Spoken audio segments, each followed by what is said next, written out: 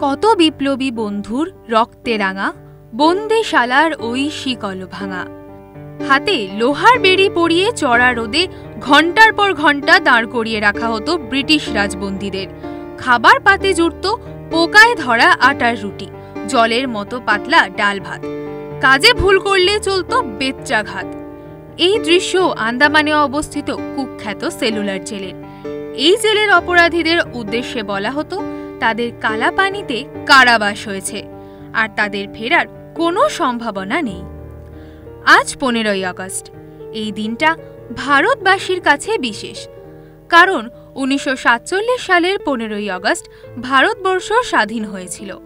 স্বাধীনতা আন্দোলনে সবচেয়ে সক্রিয় ভূমিকা নিয়েছিল আমাদের বাংলা।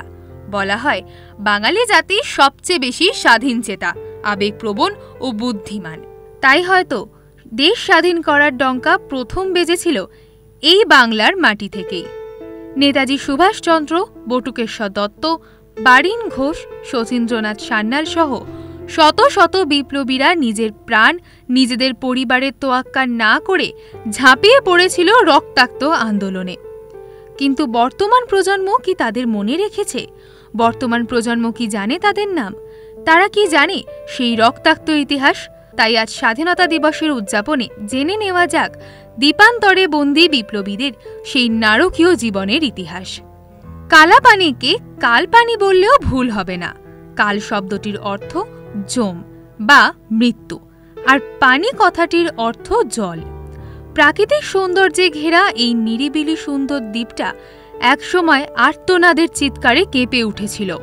চারিদিকে থই থই করছে নোনা জল। ভারতের মূল ভূখণ্ড থেকে বিচ্ছিন্ন করে এই দ্বীপেই রাজবন্দীদের নির্বাসনের ব্যবস্থা করেছিল ইংরেজ সরকার। প্রকৃতির এই অভেদ্য জলের খাঁচাকে অতিক্রম করে বিপ্লবীদের পালানোর কোনো রাস্তা ছিল না এখানে। স্বাধীনতাকামী বিপ্লবীদের দেখে যাতে নতুন প্রজন্ম অনুপ্রেরণা না পায়, তার জন্য ইংরেজরা বিপ্লবীদের সঙ্গে সাধারণ মানুষের জনসংযোগ বিচ্ছিন্ন করতে চাইছিল।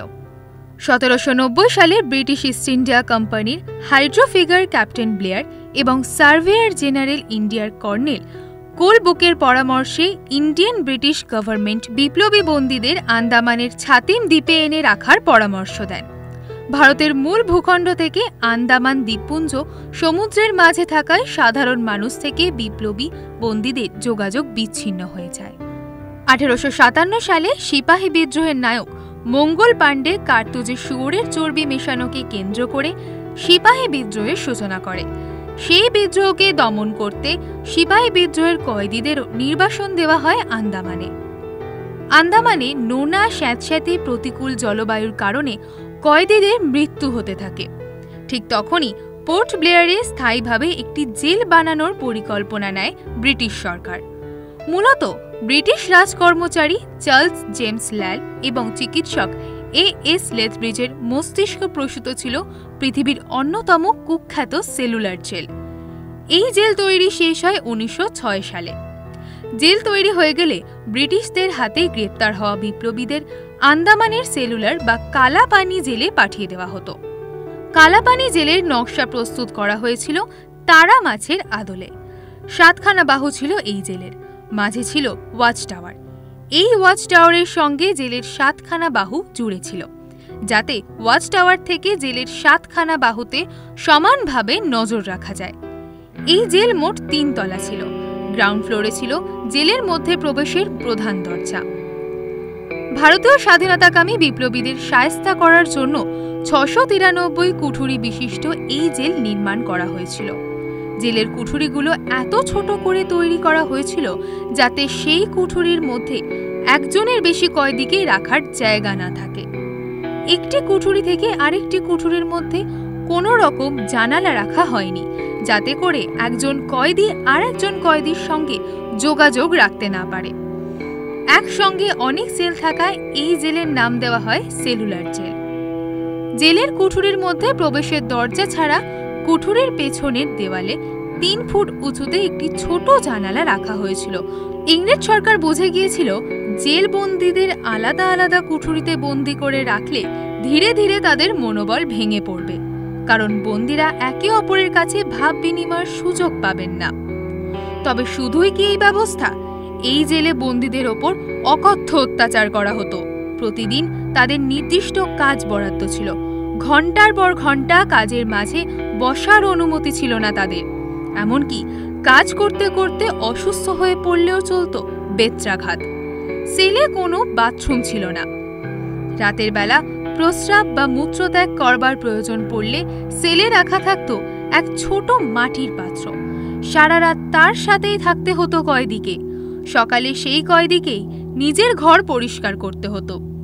তাদের খাবারের ব্যবস্থাও ছিল অমানসিক। ভাতের জল, নষ্ট হয়ে যাওয়া আটার রুটি আর পাতলা ডালে সাদা পোকা ভাসত। একজন সুস্থ মানুষের পক্ষে চোখে দেখে সেই খাবার খাওয়া ছিল যন্ত্রণাদায়ক।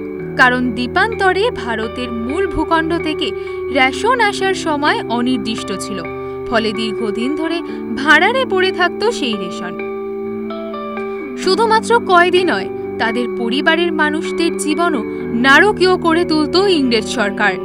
এমনকি প্রতিবেশীরাও একঘরে করে দিত দ্বীপান্তরবাসী বিপ্লবীদের পরিবারকে। নিজের পরিবারকে বছরে শুধুমাত্র একটা চিঠি পাঠানোর সুযোগ পেত কয়েদিরা, তাও আবার ছিল খোলা চিঠি। চিঠির বিষয়ের ক্ষেত্রেও ছিল নিয়ম। যদি কোনো কয়েদি 1 বছরের মধ্যে কোনো ভুল বা কথা অমান্য করত, তবে চিঠি পাঠাবার অনুমতিও খারিজ করে দেওয়া হতো। ব্রিটিশদের নির্মম অত্যাচার সহ্য করতে হয়েছিল অগণিত স্বাধীনতা সংগ্রামী বিপ্লবীদের। বিপ্লবীরা অত্যাচার সহ্য করতে না পারলে দীর্ঘদিন ধরে অনশন করত। সেলুলার জেলের অভ্যন্তরের দেওয়ালে খোদিত ফলকে কারাবন্দী যতজন সংগ্রামীর নাম উল্লেখ পাওয়া যায়, তা থেকে বোঝা যায় দেশ স্বাধীনে বাঙালিদের অবস্থান। 2019 সালে প্রকাশিত কেন্দ্রীয় সরকারের একটি নথিতে লেখা ছিল, 1909 থেকে 1938 সালের মধ্যে আন্দামান সেলুলার জেলে 585 জন বন্দীর মধ্যে 398 জন ছিলেন বাঙালি। ছেঁড়া ফতুয়া গলায় পেঁচিয়ে আত্মঘাতী হয়েছিলেন বিপ্লবী ইন্দুভূষণ রায়। বিপ্লবী উল্লাসকর দত্ত 14 বছর বন্দী জীবন কাটিয়েছেন সেলুলার জেলে। অত্যাচারে জর্জরিত বিপ্লবী আক্রান্ত হয়েছিলেন ম্যালেরিয়ায়। শেষে তার জায়গা হয়েছিল কারাগারের লুনাটিক ওয়ার্ডে। অসংখ্য বন্দী সেখানে অকথ্য অত্যাচারের শিকার হয়েছেন। অত্যাচার সহ্য করতে না পেরে অধিকাংশ বন্দী হয় মারা গিয়েছেন, নয়তো আত্মঘাতী হয়েছেন। অনেক সময় প্রাণদণ্ড বা অন্য কারণে মৃত বন্দীদের দেহ ভাসিয়ে দেওয়া হতো সাগরের জলে। কিন্তু 1921 সালে নজরে আসে সংকুচিত হয়ে গেছে সেলুলার জেলের সেই তালিকা। দীপক রায় নামক এক ব্যক্তি ফেসবুকে সেলুলার জেলের যে নয়া তালিকার ছবি তুলে ধরেন, সেই ফলকগুলিতে রয়েছে মাত্র 513 জন বিপ্লবীর নাম। তার মন্তব্যে উঠে আসে এই নতুন তালিকা থেকে বাদ দেওয়া হয়েছে 4 শতাধিক স্বাধীনতা সংগ্রামীর নাম। পুরনো তালিকায় প্রতি বিপ্লবীদের নামের পাশে উল্লেখিত ছিল তারা কত সালে এই জেলে বন্দী হয়ে এসেছিলেন। নতুন তালিকায় এই ধরনের কোনো উল্লেখ নেই, বরং মোট 3টি পর্যায়ে ভাগ করে নেওয়া হয়েছে পুরো সময়সীমাকে। বাদ গেছে 1909 সালের আগের বিপ্লবীদের নামও। বর্তমানে সেলুলার জেল ভারতের অন্যতম জাতীয় স্মারক সৌধ, পোর্ট ব্লেয়ারে পর্যটকদের প্রধান গন্তব্য। 1963 সালে কারাগারে তৈরি হয় গোবিন্দ বল্লভ পন্থ হাসপাতাল। বর্তমানে এটি 500 শয্যা বিশিষ্ট একটি হাসপাতাল। শত শত বাঙালি বিপ্লবী এই বন্দি দশাকে সহ্য করেছেন ভারত মাতাকে পরাধীনতার লজ্জা থেকে মুক্ত করতে। শেষ রক্তবিন্দু পণ করেও তাদের অনেকেই স্বাধীন ভারতের ভোরের আলো পর্যন্ত দেখতে পাননি। তারা জানেননি স্বাধীন দেশে বাঁচার আনন্দ। তারা শুধু নিজেদের রক্ত, নিজেদের বুদ্ধি আর নিজেদের শ্রম দিয়ে চেষ্টা করেছেন দেশকে স্বাধীন করতে। এই ঋণ পরিশোধ হওয়ার নয়। বাঙালিরা ভুলতে পারবে না, তাদের ভোলা উচিত নয় বাংলার ভূমিপুত্রদের এই আত্মত্যাগের ইতিহাস। এরকমই আরও অনেক ভিডিওস দেখার জন্য নজর রাখুন আমাদের চ্যানেলে ও পাশে থাকা বেল আইকনটি ক্লিক করতে ভুলবেন না।